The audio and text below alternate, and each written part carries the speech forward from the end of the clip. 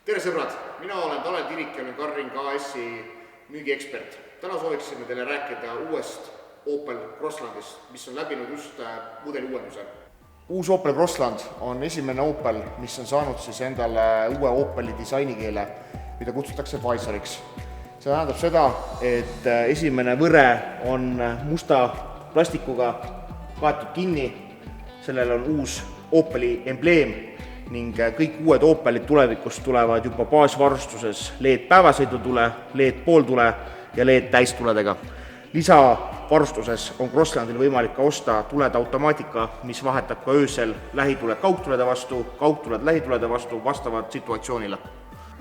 Opel on juba aastakümneid tuntud oma heade istmete pärast, mida kutsutakse A-kerrideks. See annab võimaluse igasugustel inimestel erineva kehakujuga istmed täpselt vormida enda järgi.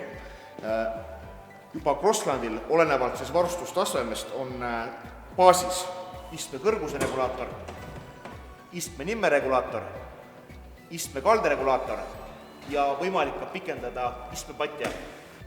Opel Crosslandi kõige suuremad muutused taga on seotud tuledega.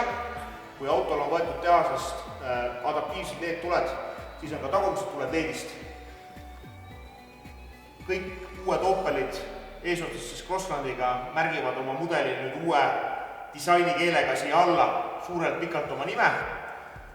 Auto on varustatud ka tagurduskaameraga, mis teatud varustustasemest on siis 180 kraadi.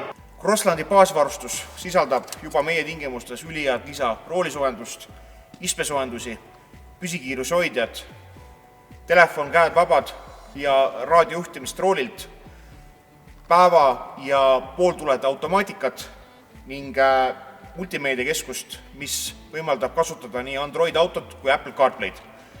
Lisana on võimalik sellele autole juurde osta traatidega esiklaasisoojendus, tulede automaatne ümberlülitus, kahetsooniline automaatne kliimaseade, navigatsioonisüsteem ja tagurduskaamera.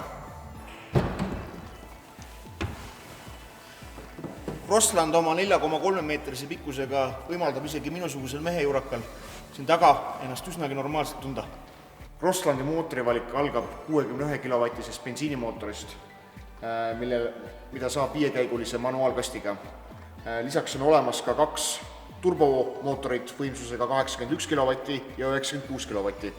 81 kW-ine bensiinimootor on 6-käigulise manuaalina ja 96 kW-st saab lisaks 6-käigulise manuaalina ka 6-käigulise normaalse automaadina. Valikus on olemas ka 1,5-liitrine diiselmootor. Ootame teid kõiki aega broneerima, et tulla tutvuma uue Opel Crosslandiga. Seoses uute COVID-i kehtestatud reeglitega ei saa me teid täna kutsuda niisama külla, vaid kutsume teid broneerima aega läbi meie sotsiaalmeedia või läbi meie kodulehe www.carring.ee. Iga kell võib alati ka helistada.